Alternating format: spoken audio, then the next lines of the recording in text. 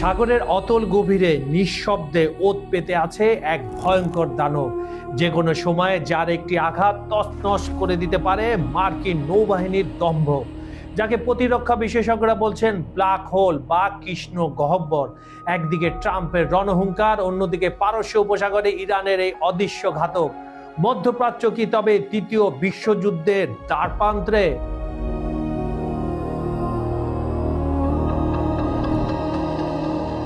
শুধু ইরান নয়, যুদ্ধের ময়দানে কাঁপাতে জানুয়ারি মাসে 10,000 অত্যাধুনিক অস্ত্র নিয়ে মাঠে নেমেছে ভ্লাদিমির পুতিনের রাশিয়া। আর এসবের মাঝে ইউক্রেনের হাড় কাঁপানো শীত, ট্রাম্পের যুদ্ধবিরতি চুক্তি নিয়ে শুরু হয়েছে এক নতুন নাটক। কি ঘটছে এই বিশ্ব রাজনীতিতে? কেন মার্কিন নৌবহর এখন আতঙ্কে?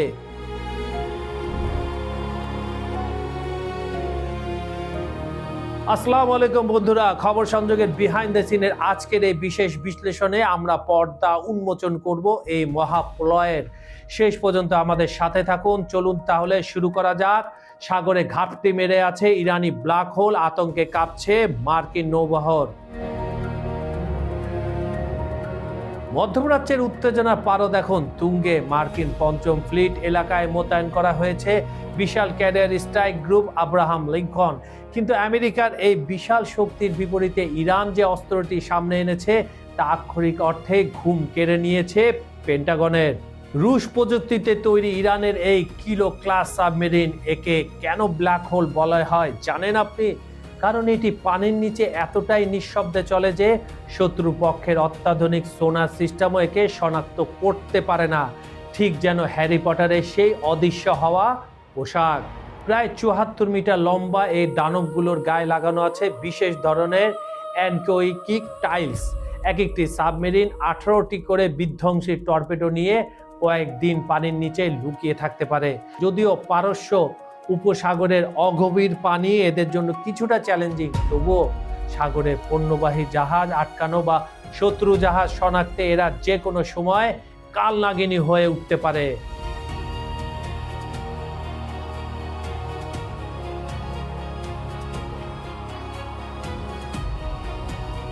ট্রাম্পের হুমকির মুখে ইরান কিন্তু একা নয়। তেহরানের পাশে পাহাড়ের মতো দাঁড়িয়েছে ভ্লাদিমির পুতিনের মস্কো।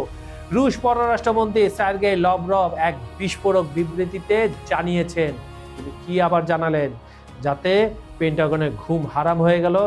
তিনি বলেছেন, ইরানের বিরুদ্ধে কোনো সামরিক আগ্রাসন বিশ্ব নিরাপত্তার জন্য বিপর্যয় ডেকে আনবে।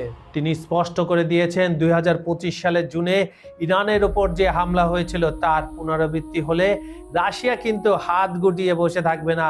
ক্রেমলিন মুখপাত্র দিমিত্রি পেসকভ জানিয়েছেন, ইরান ইস্যুতে মস্কো কূটনৈতিক সমাধানের চেষ্টা করছে, কিন্তু পশ্চিমারা যদি সংঘাত উস্কে দেয় তবে পরিস্থিতি হবে ভয়াবহ। রাশিয়া মূলত ইরানের সমৃদ্ধ ইউরেনিয়াম নিয়ে একটি বাস্তবসম্মত সমাধানের প্রস্তাব দিচ্ছে, যা পরিস্থিতি শান্ত করার জন্য শেষ চেষ্টা হতে পারে বলে সবাই মনে করছেন।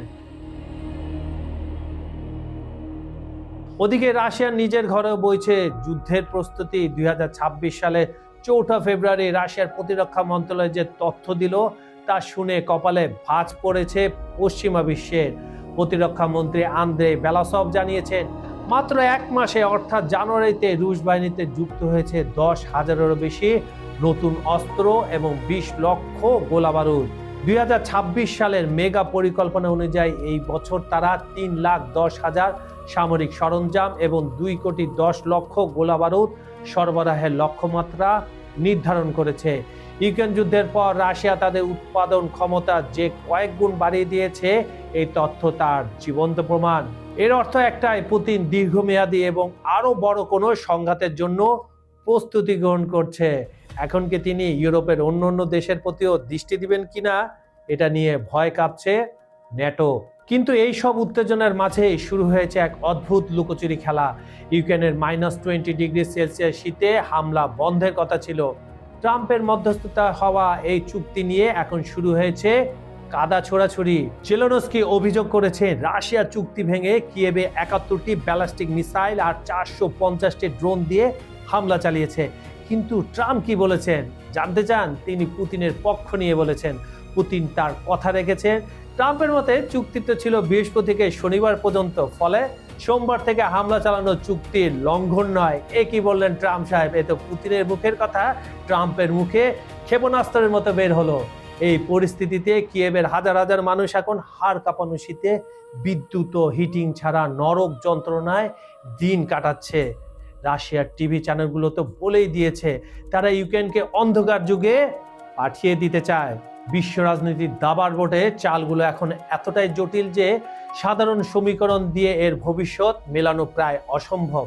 একদিকে পারস্য উপসাগরের নীল জলরাশিতে ইরানের ব্ল্যাক হোল, সাবমেরিনগুলো মার্কিন নৌবহরের জন্য এক অদৃশ্য মৃত্যু ফাঁদ হয়ে দাঁড়িয়েছে। পেন্টাগন খুব ভালো করেই জানে অত্যাধুনিক রাডারে ধরা না পড়া এই রুশ প্রযুক্তির দানবগুলো এক নিমিষে বদলে দিতে পারে সমুদ্রের কর্তৃত্ব।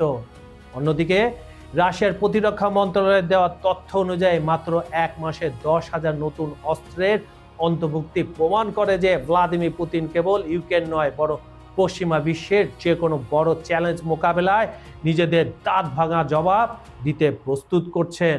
-20 ডিগ্রি সেলসিয়াসে হাড় কাঁপানো শীতে যখন কিয়েভের সাধারণ মানুষ একটু উষ্ণতার খোঁজে হাহাকার করছে, তখন ট্রাম্পের বৃহস্পতি থেকে রবিবার থিওরি বিশ্ববাসীকে হতবাক করে দিয়েছে।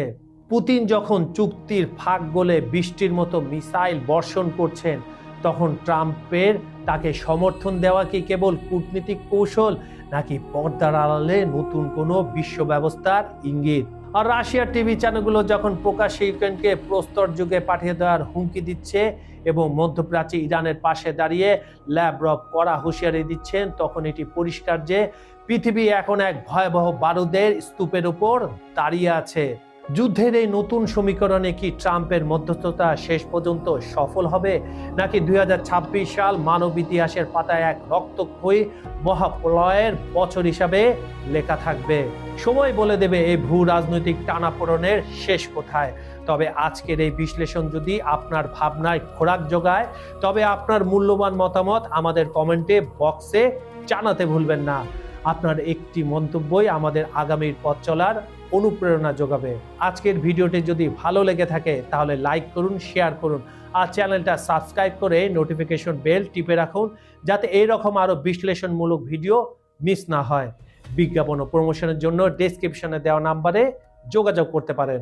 অনুষ্ঠানটি আপনারা পৃথিবীর কোন প্রান্ত থেকে দেখছেন কমেন্টে জানান। Bangladesh, Bharat, Sri Lanka, Pakistan, America, Europe, UK, Ukraine, Brazil, Argentina, Africa, Venezuela, Saudi Arab, Kuwait, Dubai, Iran, Iraq, Sudan, মধ্যপ্রাচ্য, যেখান থেকে দেখুন না কেন আমরা আপনার মতামত শুনতে চাই। আজ এ পর্যন্ত আমি কাজল হায়দার বিদায় নিচ্ছি। প্রতিশ্রুতি থাকলো কাল একই সময় আবার ফিরবো। থাকবে নতুন টপিক, গভীর বিশ্লেষণ আর আরো বড় দৃষ্টিভঙ্গি। ভালো থাকুন, থাকুন নিরাপদে। আল্লাহ হাফেজ।